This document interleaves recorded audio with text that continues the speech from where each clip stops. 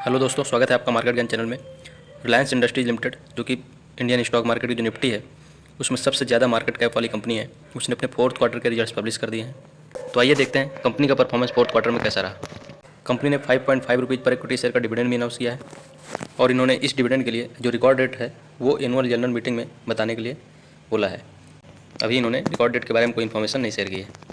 तो अगर कंपनी के रिजल्ट्स की बात करें तो अगर कंपनी की इनकम देखा जाए तो प्रेजेंट क्वार्टर में जो कंपनी की इनकम है 2,69,478 करोड़ की, जबकि लास्ट क्वार्टर में जो कंपनी की इनकम थी 2,48,079 करोड़। तो यहाँ क्वार्टरली बेसिस में अगर देखें तो कंपनी की जो इनकम है उसमें लगभग 8.5% के आसपास का इंक्रीज देखा गया है। अगर इसको कंपेयर करें लास्ट ईयर सेम क्वार्टर में तो वहाँ कंपनी की इनकम थी 2,45,249 करोड़ की।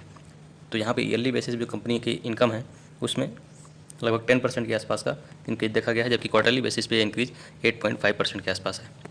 इसके बाद अगर कंपनी का एक्सपेंडिचर देखें, जो कंपनी का एक्सपेंडिचर प्रेजेंट क्वार्टर में है 2,40,375 करोड़ का, जबकि लास्ट क्वार्टर में जो कंपनी का एक्सपेंडिचर था 2,19,436 करोड़। तो यहाँ क्वार्टरली बेसिस पे अगर देखेंगे तो कंपनी का एक्सपेंडिचर इंक्रीज होते हुए दिखा है, जबकि इसको अगर देखें लास्ट ईयर तो वहाँ पे जो कंपनी का एक्सपेंडिचर था 2,17,529 करोड़। तो ईयरली बेसिस पे कंपनी का जो एक्सपेंडिचर है वो इंक्रीज होते हुए दिखा है।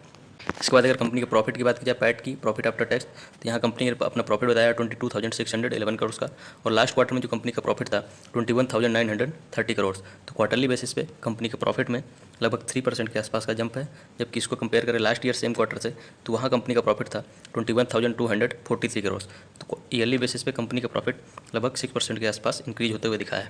तो क्वार्टरली बेसिस पे 3% और ईयरली बेसिस पे 6% कंपनी के प्रॉफिट में इंक्रीज देखा गया है।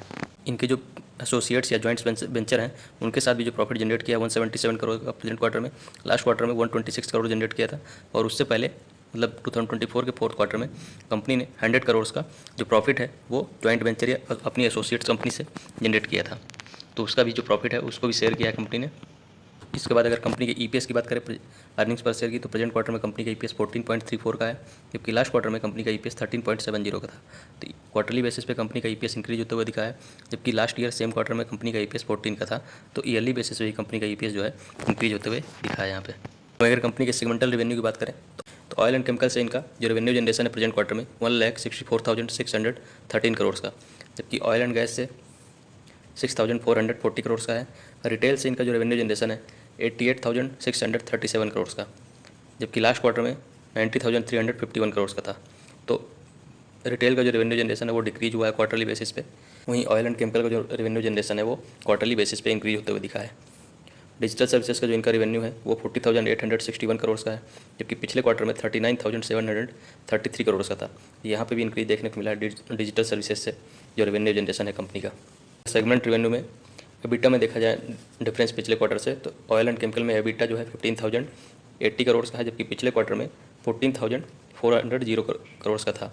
तो एबिटा मार्जिन जो है कंपनी का क्वार्टरली बेसिस पे ऑयल एंड केमिकल के लिए इंक्रीज होते हुए दिखा है, जबकि रिटेल सेगमेंट के लिए एबिटा में क्वार्टरली बेसिस पे डिक्रीज देखने को मिला है। पिछले क्वार्टर में कंपनी का जो एबिटा था 6,840 करोड़ का, जो कि प्रेजेंट क्वार्टर में डिक्रीज होकर 6,721 करोड़ हो गया है। वहीं डिजिटल सर्विसेज का एबिटा क्वार्टरली बेसिस पे इंक्रीज होते हुए दिखा है।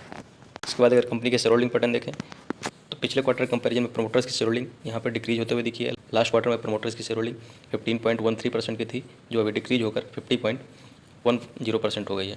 तो एफआईआई की शेयर होल्डिंग अगर देखें तो क्वार्टरली बेसिस पे यहाँ भी डिक्रीज देखने को मिला है।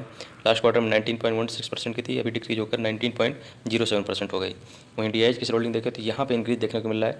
लास्ट क्वार्टर में डीआईएच की शेयर होल्डिंग 19.02% थी, अभी इंक्रीज होकर हो गया 19.36%। तो प्रमोटर्स और एफआईआई की शेयर होल्डिंग में क्वार्टरली बेसिस पे डिक्रीज देखने को मिला है, बट एफआईआई की शेयर होल्डिंग क्वार्टरली बेसिस पे इंक्रीज होते हुए दिखी है।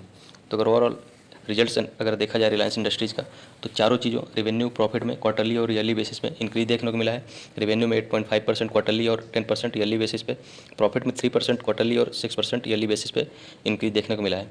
वहीं कंपनी ने 5.5 रुपीज़ का जो डिविडेंड अनाउंस किया है उसके लिए अभी रिकॉर्ड डेट इन्होंने डिसाइड नहीं किया है, बट बोला है कि एनुअल जनरल मीटिंग में इसके लिए रिकॉर्ड डेट भी ये डिसाइड करेंगे और अनाउंस करेंगे।